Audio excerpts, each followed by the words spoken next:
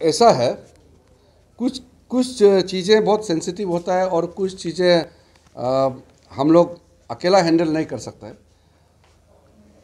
ये जो आप कह रहे हैं वो भी मेरे पास में ये मैटर आए थे। ये जो चाइना इंडिया बॉर्डर का जो मामला है ये बहुत सेंसिटिव भी है और बहुत पुराने हैं, क्योंकि बाउंड्री बनाया नहीं है।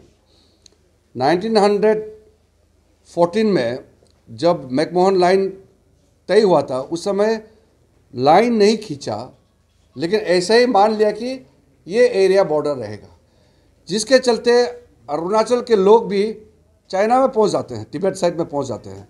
आप लोग को मालूम होगा हमारे बॉर्डर एरिया के बहुत लोग निंगची साइड में, वो बॉर्डर साइड के उस पार पहुंच जाते हैं, तो वो लोग पकड़ लेता है।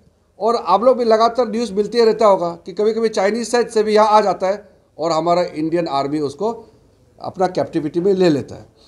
तो वो लोग का आदमी जब यहाँ आता है, भटकता है या किसी कारण से पहुँचते हैं, तो तुरंत हम लोग अपना उसको कस्टडी में लेने के बाद फिर बातचीत होकर के उसका रिलीज़ करने का एक प्रक्रिया होता है। उसी प्रकार से अरुणाचल के भी कभी कभी उस तरफ चले जाते हैं, या बॉर्डर एरिया में जब क्लैश होता है तो उसमें कुछ घटना होते हैं, तो उसको रिजॉल्व करने का प्रक्रिया है, सिस्टम बनाया हुआ है।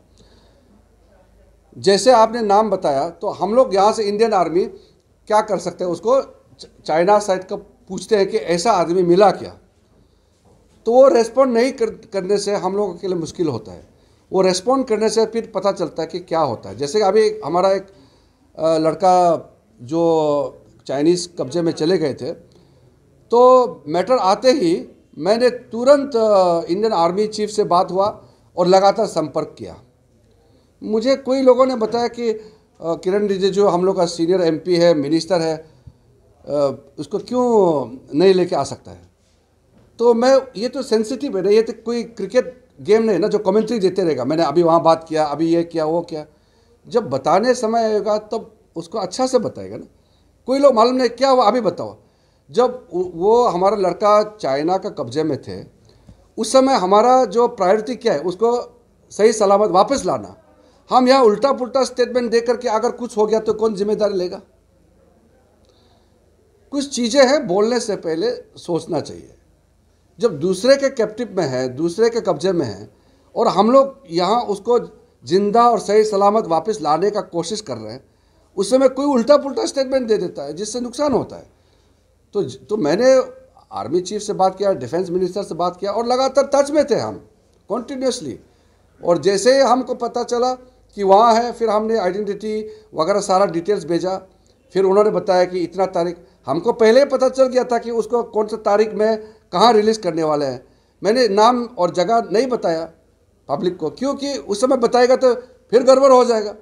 फिर अगर उन्होंने चेंज कर दिया तो कि यहाँ उल्टा पुल्टा स्टेटमेंट दे दिया और वो लोग ने डेट ऑफ रिलीज़ जगह चेंज कर दिया। इसलिए कुछ चीज़ें होता है जो प्रायोरिटी के हिसाब से हम लोग काम करते हैं और हिसाब से हम लोग बताते हैं।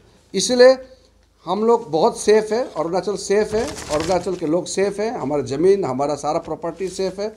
जो बॉर्डर डिस्प्यूट है, बॉर्डर का जो डिलिनेशन नहीं हुआ है, वो हिस्टोरिकल प्रॉब्लम है, लेकिन हम लोग अपना टेरिटरी को पूरा सेफ गार्ड करने में सक्षम है। और जो आपने नाम बताया, हम लोग फिर से पूछेंगे, फिर से पीछा करेंगे, और जितना कोशिश हमको करना चाहिए हम करते रहेंगे।